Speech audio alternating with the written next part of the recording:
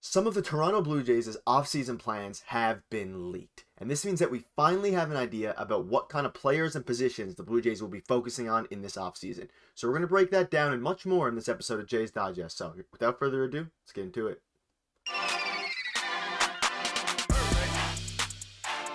What's up, Jays fans? Nick Gosse here, host of Jays Digest. And before we get into the video, just want to remind you guys, we are on the road to 1K subs. You guys have been killing it recently, so keep that up.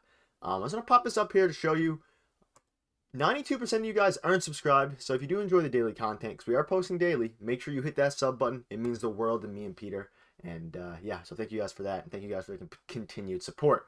Peter won't be with me today. He's busy with school and stuff like that, but he'll be back soon. Let's just get right into the video. So basically, a report came out from Shi Davidi. Now, we've talked about Shi Davidi before on this channel. He's a well-renowned reporter. He's locked into the front office. He is basically our main reporter.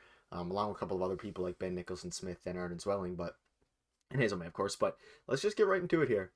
Shi Davidi, the Blue Jays' focuses, according to an industry source, appear to be on adding a starter and 2 relief pieces with a lean towards the rental side. So I saw this today. This report came out today, August 24th, and I saw this and my head started, it started spinning a little bit because of the main words, as I'll pop it up one more time for you guys, rental side.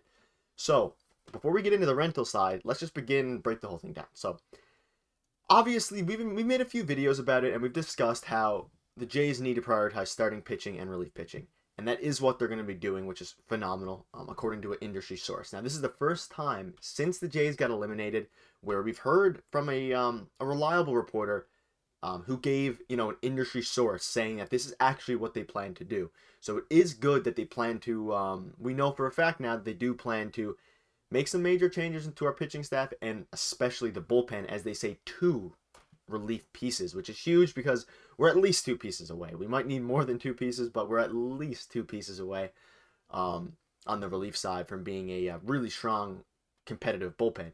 So that was good to hear. And then obviously a starting piece, which we know we need because we have our 3 main starters, which are locked into next year no matter what, and that is Manoah, Gausman, and Berrios, and I'd assume in that order as well. You expect Manoah to be the opening day starter this year, or this coming season, and then with Gausman followed by Manoah, and then whoever else, as we discussed in previous videos, could be Ryu, could be, hopefully we sign a 4th starter who could potentially overtake Berrios as the 3rd or whatever, depending on how they do.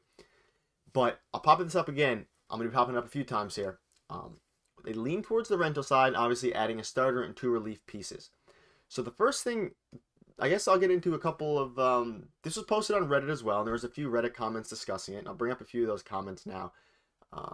So one of the people said basically Hendricks / Giolito. So going for Liam Hendricks, obviously from the White Sox, and Lucas Giolito. Now Lucas Giolito has been pretty poor the past, especially last season.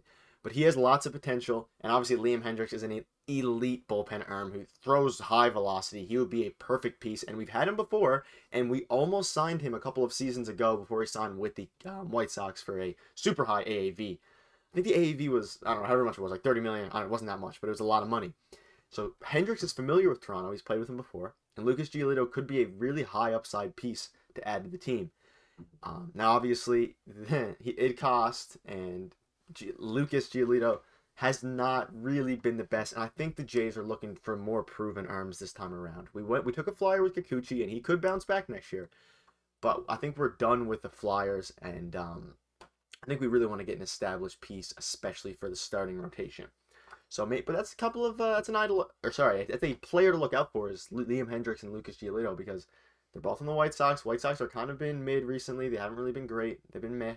So it could be a very interesting duo to look out for, and someone that I'd be okay with. I'd be okay with giving Lucas Giolito a chance. I know some of the Reddit comments were against it, but that's what he brought up, a commenter there, and yeah. Also, we'll continue on the starting pitching front. So I'll name a few players now who I think would be, I guess, in priority. So it should be a priority for the team. I don't know how realistic some of them are, but I'll throw a few out here for you. I have it written down here. Justin Verlander, Clayton Kershaw, Chris Bassett. Those are the main 3. And in that order. Verlander, there's been some rumblings around the Blue Jays recently, especially around Blue Jays, Blue Jays Nation. Blue Jays Nation has wanted Justin Verlander for a while, and we are able to afford him. We would have to give him super high AAV. I don't know how much, 40, 45 million, maybe north of that for like a 2-year term, but he is just a competitor. He is aged like amazing. He's aged like fine wine. And if you have a pitcher who's throwing gas, is aging like fine wine, you have to pay him lots of money.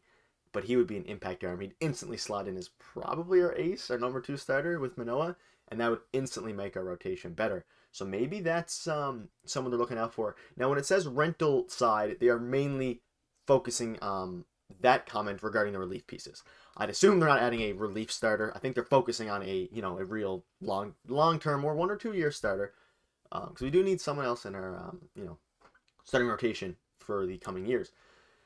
But Verlander for the next 2 years, while our window's still there, we still have Matt Chapman. We're still paying the Vladdy and Teo not a lot of money. This could be a time to go all in on Verlander, get him for cheap, and not cheap, sorry, get him for very expensive, but on a low year term, couple years, and just go for it. Let me know what you guys think about that possibility. I think that is a fair possibility. I think there is a chance Verlander is a Blue Jay if he wants to be here. Might be a hot take, but we can come back to this video once the offseason is over and see.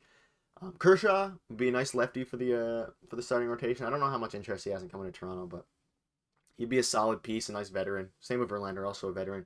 And then Chris Bassett as well would be a solid piece. We talked about him in the other video with Peter.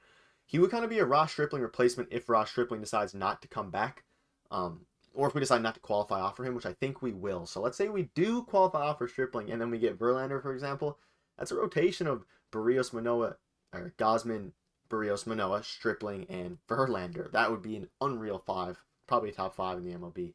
So that's kind of crazy to think about. So yeah, that's about it for the starters. Definitely some good arms out there, and there's going to be a crazy offseason regarding that, as we've talked about before. But this is the first time that we've talked about an industry source saying it. So again, I just wanted to bring it up, and leave some comments down below about what you guys think some starters could be. Now, getting into the second part of the video will be the relief pieces. This is a bit more interesting because, as I've spoken to before, and as I've spoken very fondly about, is that relief pitchers are super volatile. They could have a great year. They could then have a bad year. Think of Edwin Diaz. He had a phenomenal year last year. A couple of years when he first came to the Mets, a couple of years ago, he was garbage. He was like high 4 ERA, maybe low 5s, and he was just not the Edwin Diaz that we see now. So things changed like crazy. Josh Hader was elite, unhittable, and then randomly had a horrible start to the year, and then finished great, unhittable. So it's like they're all super volatile. So I do understand the rental side of getting relief pitching. Now the worry with this is a lot of the elite arms, i.e. Edwin Diaz, Josh Hader, I don't know, but he's stuck with his new team. And all these relief pitchers who are elite usually require 2 to 3 years of high AAV terms, because if you don't do it, another team will. Obviously, if Josh Hader went to free agency, he'd get tons, right? So you kind of gotta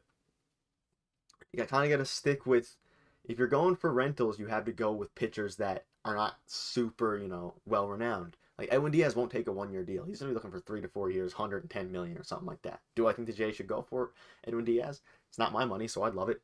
And again, I'm a huge Josh Hader fan, pitching wise, and if he wasn't stuck with his new team, that'd be a great target. But Edwin Diaz would be definitely an interesting one.